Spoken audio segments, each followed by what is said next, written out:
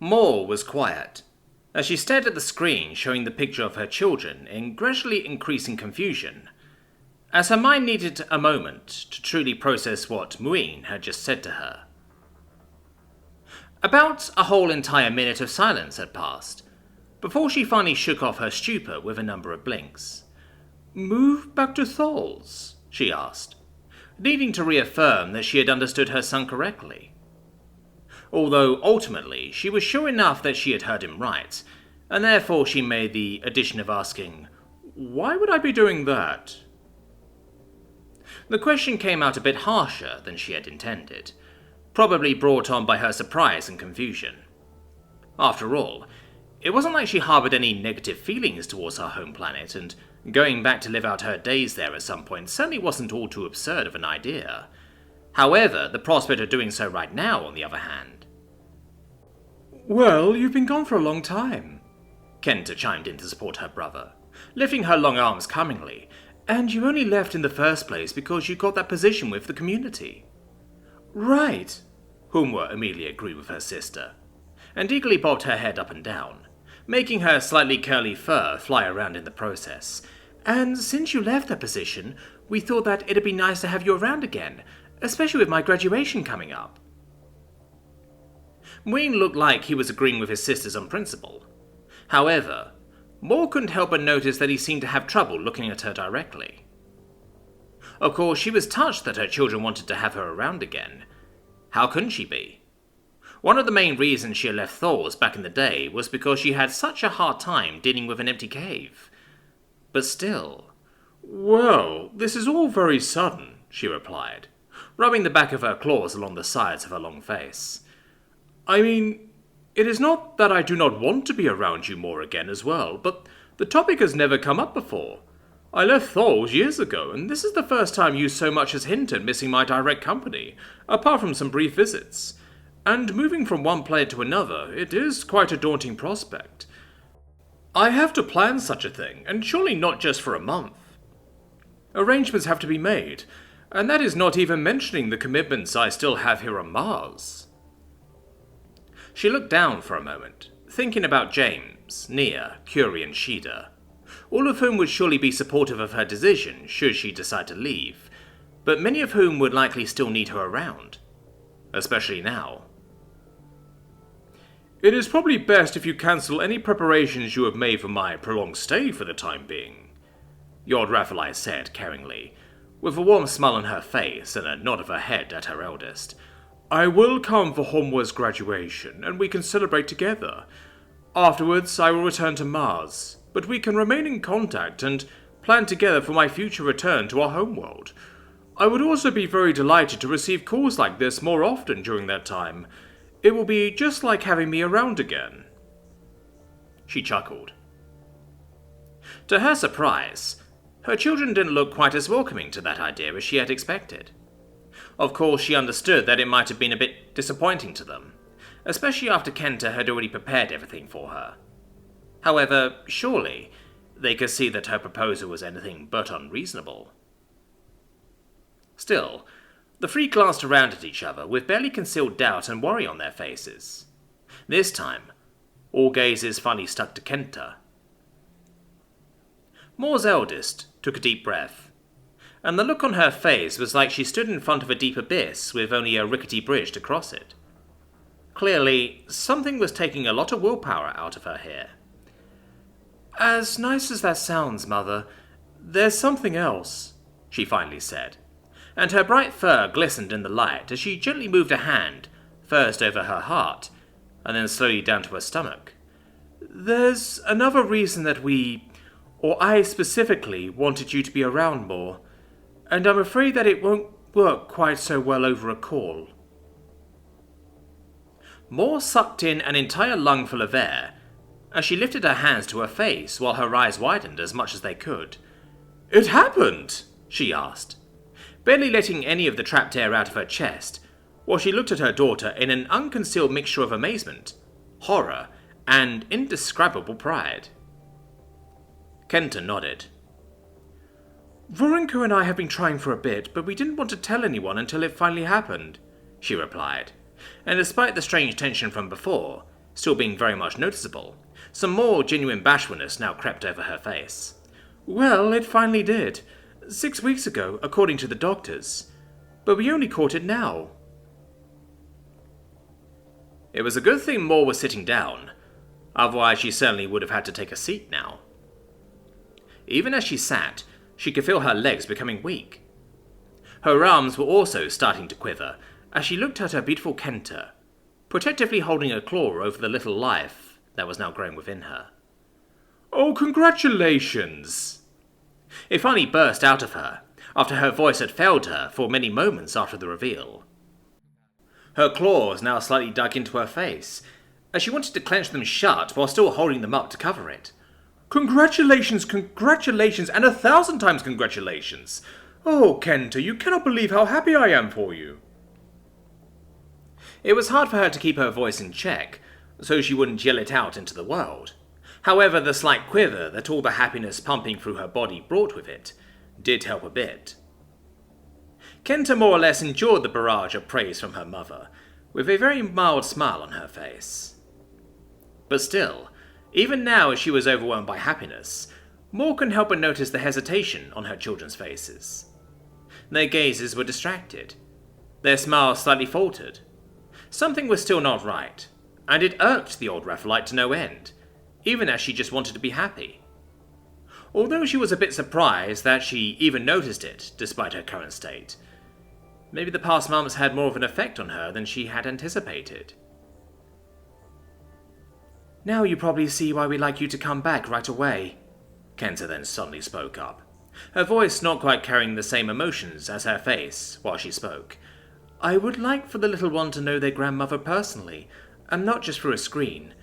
You understand that, right, Mother? Maul was immediately pulled out of her pondering, as she quickly replied, Of course, certainly. Not for anything in the universe would I miss the birth of my grandchild. She wanted to get that much out right away. It was the truth, entirely and undiluted. And she wanted that. That was crystal clear to everyone. And all of her children indeed lit up at the revelation in sheer happiness and relief. However, there was a bit more to all of this. But still, she therefore added, after a bit of a pause, as she could see their faces fall with unanticipated dread at her words. 6 weeks, Kenta. At this point, it will be months until you even notice any changes, and even longer before any complications occur, and that is not even mentioning the birth that will happen in the far future. Pregnancy is a lengthy process, and it will be multiple of our years before we even have to worry about my grandchild getting to know me. As amazingly happy as I am for you, and truly I am, there is still no need to rush into a relocation to Thor's. Do not misunderstand me. I want to be there for you as soon as I can, but just dropping everything where I stand would be quite the overreaction. You have always been so independent. I am certain you will be fine if it takes a few more months for me to come back. There was a certain indescribable horror to her children's gazes, as they stared back at her with wide eyes, almost as if she had just said something utterly unbelievable. They were looking at her almost as if she had just announced to shave all her fur and become an adult movie star at her ripe old age. Not as if she just said that she would take her time in moving from one planet to another. But you... Kenta apparently wanted to retort something, but whatever it was, it seemed to become stuck in her throat, as she seemingly couldn't quite understand what was happening.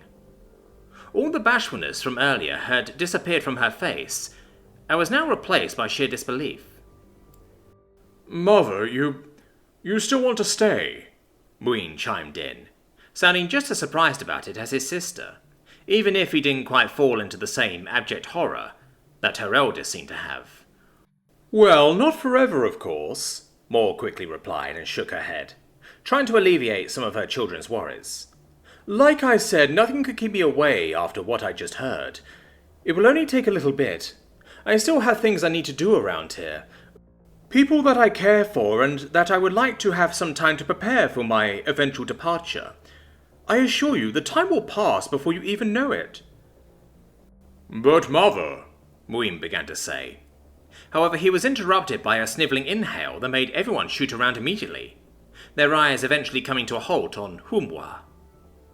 The youngest had sunken into herself, and was covering her face with her entire arms while making the same distraught noises that had interrupted Ween just now.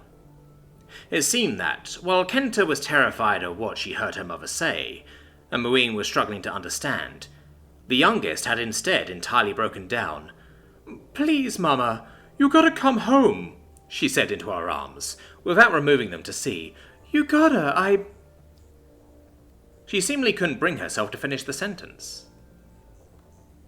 Maul pushed herself to her feet, her instincts momentarily making her forget that she was talking to a video feed at that moment, as she wanted nothing more than to comfort her girl. Luckily, Homwa's siblings had the same idea, and as Maul realized that there was no way for her to get to her daughter, Kenta and Ween had already moved over to comfort their sister. Feeling utterly helpless and useless at that moment, Maul tried to do her best to help, as she incredibly gently asked, "What is wrong, my sweet? What has you so upset? Is there something you have not been telling me? Something with your studies? Or your father? Or something else? Anything? You know you can talk to me about it." Homwa sobbed a few more times, while her siblings put their arms around her and looked down at their youngest sister in a mixture of worry and pity. Finally, she seemed to find the strength to speak again. I'm just... She tried to start multiple times, but was interrupted by a sob every time, before finally seemingly pulling all of her willpower together to cry out, "I'm just so worried about you." After that, she broke down again, sinking into herself even further than before, while her siblings held her gently and looked up to their mother with sad but agreeing expressions.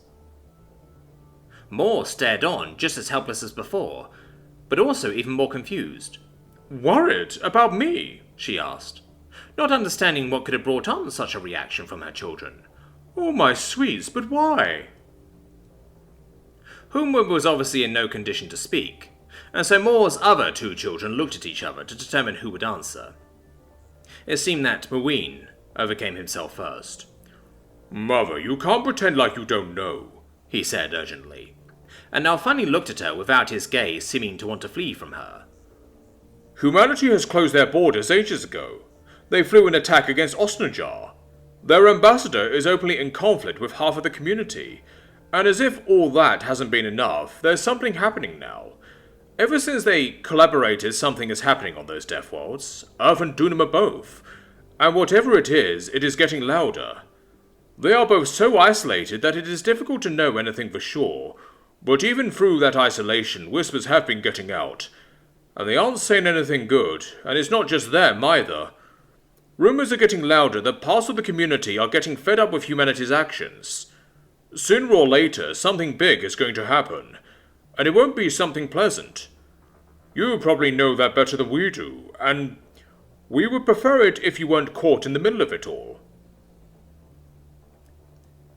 Maul swallowed heavily, her mind trying to process all the different meanings of the things her son was trying to tell her. There were so many different interpretations. However, there was just one that completely pierced through the turmoil in her thoughts, and she couldn't keep it from slipping out of her mouth before thinking better of it. "That... were you just looking for a reason to get me off the planet?" she asked, looking back and forth between her older children, aghast. And a thought came to her as she looked at Kenta. Her beautiful, smart Kenta. Always so competent, always so independent, standing on her own 2 feet ever since she could walk. As much as Maul had wanted to believe it, it didn't add up that she of all people so desperately wanted her mother to be around for her child. Staring at her daughter intensely, she had to ask, You didn't lie to me about this, did you?" Kenta's eyes opened in pure and, thankfully, extremely genuine-seeming terror. "Mother, of course not," she brought out, sounding about as fearful as she sounded outraged. "What has happened that you would think me capable of such a thing?" Maul exhaled in relief. She was almost ashamed of herself to even have suggested as much, but the thought had been too powerful to ignore. But she was glad. So glad that it was the truth. so glad that she could still feel this happiness about a new life entering the world through her beautiful daughter. "Forgive me," she said under her breath. "Forgive me, but the news was so wonderful. The thought of them being taken away from me. I seem to have forgotten myself over it." Clearing her throat, she then tried to refocus her emotions to the topic at hand, trying to understand where her children were coming from. "But truly, there is no reason for you to worry about me. Yes, there is a bit of unrest happening at the moment, but apart from a few early degeneracies that were quickly quelled, it is all happening in a not necessarily polite but controlled and peaceful manner so far. If I was feeling threatened by it, I simply need not get close to it, and the problem is resolved. Other people are far more affected by it than I am," she explained reassuringly, trying her best to quell any worries. "And you know the reason I searched for sanctuary in humanity's territory in the first place was because of bad actors in the community, and so far the humans have fulfilled their promise of protection dutifully. I do not necessarily still feel threatened by those bad actors. However, I am in no rush to hand myself over into the community's care instead of humanity's again. Should parts of the community truly plan on acting against the humans, I personally do not think that I will be much safer on Thors than I am here on Mars. Not to mention that such an act of war against a member species of the community would be entirely unheard of." Wing shook his dark head. "We cannot be sure of any of that, Mother." He tried to reinforce his point. However, Maul was quite unwavering. "We also cannot be sure if bad things are going to happen," she said, before looking at her son intensely. "Can you not trust your old mother to think for herself on whether she is in danger or not?" Wing shuddered for a moment and seemed to fight against himself as he tried to answer. Of course It is hard," he finally admitted, not sounding like he didn't want to believe her. "What if something happens to you?"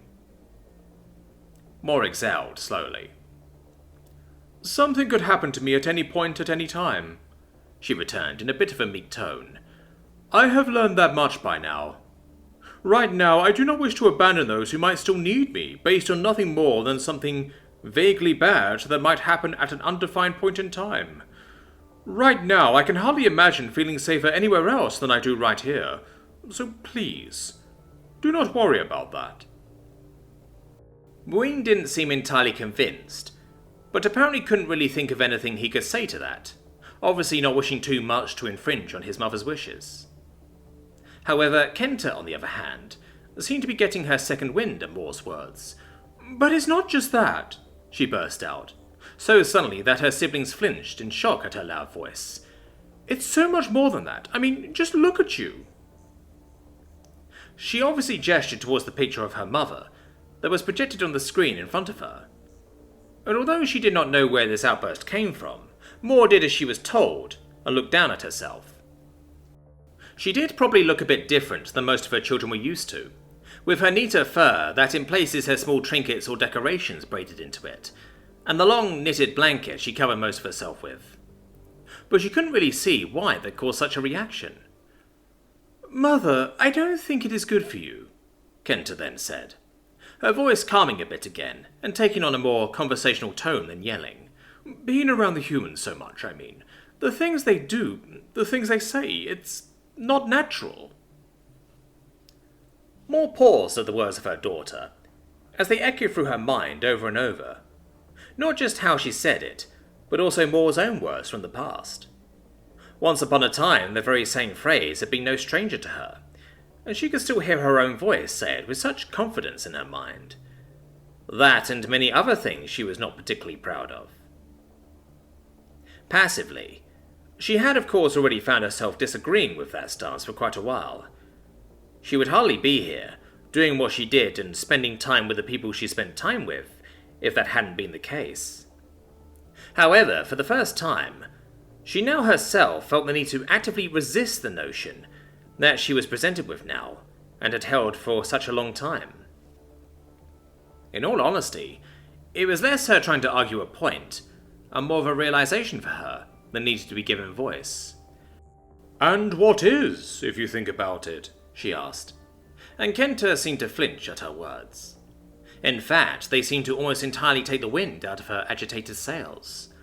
What do you mean? Her eldest asked, and Maul took a deep breath in preparation for her answer. What is natural, really?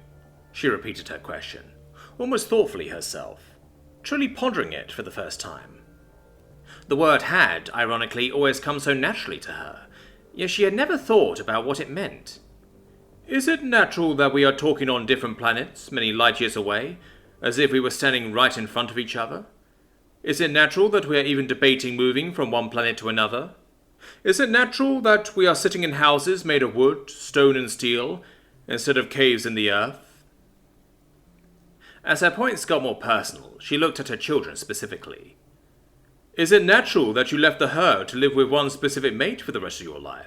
She asked, looking at Kenta for a bit, before shifting her gaze onto her son instead. Or that you, Muin, married an ecstasy? Kenta seemed to not quite comprehend what she was saying. However, Muin seemed terrified again, and slowly he began to say, Mother, you aren't saying that. However, hearing the doubt and sadness in his voice, Maul immediately interrupted him. Of course not, she immediately said, with a firm shake of her head.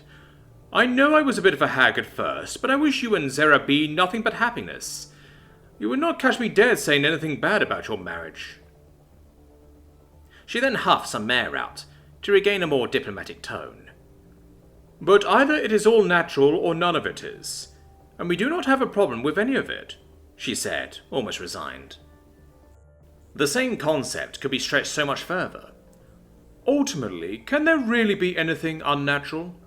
We are a part of nature, all of us. In fact, everything is. Nature is all-encompassing in our universe. So surely everything we do, everything we make, whether we like it or not, it has to be natural, right? So a thing being natural cannot be the sole factor in deciding if it is good or bad. Her children just stared at her. Even Homwa had lifted her wet eyes from her arms. They just stared. Finally, Kenta said, Mother, you don't know what you are saying. But Maul knew. She knew very well. I told you I am not senile yet, Kenta. You would do well to remember that, she firmly reinforced. The humans are people, like you and I. What they do is strictly in the service of searching for a better life for them and everyone else. I have lived among them long enough to see that, and I will not have you tell me otherwise, when you have not yet met them. Kenta seemed to be stunned into silence by her mother's firm outburst. However, Muin leaned forwards. I like the humans as well, Mother, you know that. They have been very good to Zerabi and me, he pleaded. His reasoning for trying to convince her clearly strained from that of his sister. But that doesn't change the fact that they are in a precarious situation at the moment. Surely they pose no danger to you in and of themselves, but being among them right now still might be dangerous. Please, at least consider our proposal. Maul looked at her son, her Muin. She could see the worry in his eyes. It is all right, Muin, she said. I appreciate your worry about me, I truly do. But it is fine.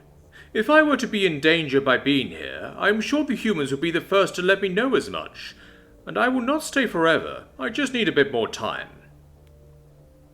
Muin looked like he wanted to say something. However, he backed off with a sigh. At that, Homwa sobbed out loudly. Mama, please, she said through teary eyes. I don't want to lose you. Not to the community, not to the humans, not to anyone. Please. Maul put on her best reassuring expression. My sweet, you will never lose me, she said with certainty. You will always be my Homwa, just like you all will always be my beautiful children, no matter what happens. Homwa lowered her gaze. I'm scared, she mumbled into her fur. I know, Maul replied caringly. I am sorry, but I will be there for your graduation, and I cannot wait to hold you in my arms and assure you that it will be all right, personally. Homwa looked up at her, her deeply saddened eyes sparkling with a hint of joy. You are still coming? She asked, almost unbelievably. Of course, Maul replied without hesitation. I told you, a fleet of battleships could not keep me away. The little hints of happiness that she could see in her daughter's eyes melted her heart, as she lifted a claw over her chest, feeling the old organ pounding against the stress. I am sorry, she said, as a lot of fatigue was suddenly starting to catch up to her. I am afraid I might need a moment to collect myself. Would it be all right with you three if I called you back a bit later? I think I need to lie down a bit. Homwa nodded, seemingly not quite finding the will to say anything. Ween looked worried and assured her, Of course, Mother. I hope you rest well. Kenta hesitated for a moment longer, staring intensely at Maul. This conversation is not over, she finally stated, with a sort of finality to her voice. However, it softened again when she added, But yes, rest if you feel that you need it. You shouldn't overexert yourself.